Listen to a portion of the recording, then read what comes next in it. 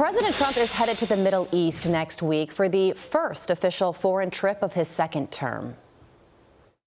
So we're going to be having some conferences next week. I'll also be going to Saudi Arabia and other places. We'll be going to UAE and Qatar. And some of you will be going with us, so have an interesting time. The president's presence in the region comes as Israel just approved a plan to capture the entire Gaza Strip, holding captured territory until all of its war goals are met, including eliminating Hamas and freeing the remaining hostages. Daniel Flesch is a former senior advisor to Israel's mission at the United Nations, a former IDF paratrooper and visiting fellow in the Allison Center for National Security at the Heritage Foundation. And he joins me now. Daniel, good morning to you. Approving this plan to capture the entire Gaza Strip and also calling up tens of thousands of reserve fighters to do so is a big deal. So tell us about the significance of this decision and how you think this will all play out.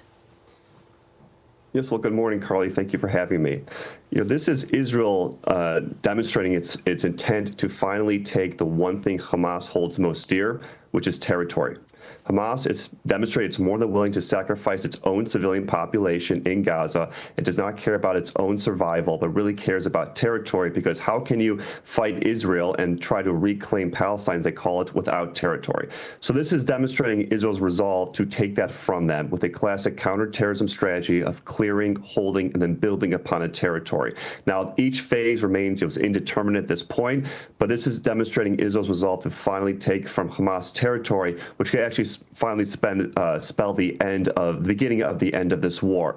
And again, we know from the past two hostage for ceasefire negotiations and deals that were done, in the one earlier this year and the first one in November of 2023, that military pressure brings Hamas to the negotiating table.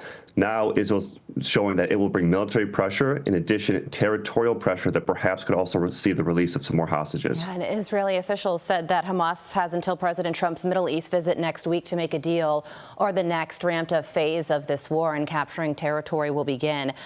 The European Union, though, does not like this idea. They released a statement saying escalating would result in further casualties and suffering for the Palestinian population, and urged Israeli forces to exercise the utmost restraint.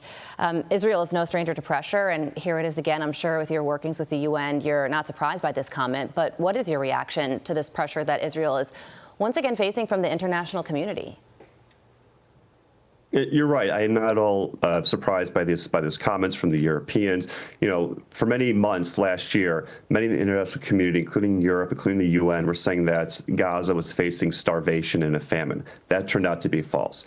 Many, including the previous American administration, said that Israel cannot go into certain cities in Rafah without moving the civilian population to keep them out of harm's way. That proved out to be false. And if you look at the history of armed conflicts in the 21st century, Israel has far surpassed any sort of standards in ensuring that civilian casualties are kept to a minimum.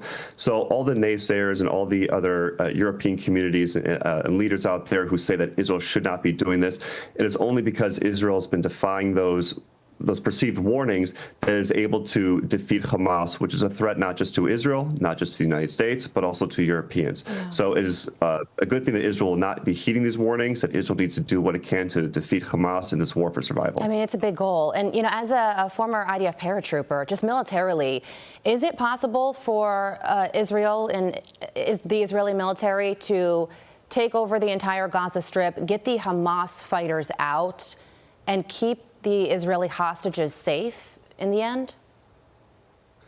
Well, certainly it would be a difficult challenge, and it's not clear just yet if Israel needs to take over all of the Gaza Strip, for example. And that's obviously what's being discussed at this point, but we are not even into day one of this Operations Gideon's Chariots just yet. In fact, as you mentioned earlier, it's supposed to start after President Trump leaves the region next week. So perhaps this is a time for Hamas to actually want to negotiate some sort of ceasefire and release more hostages.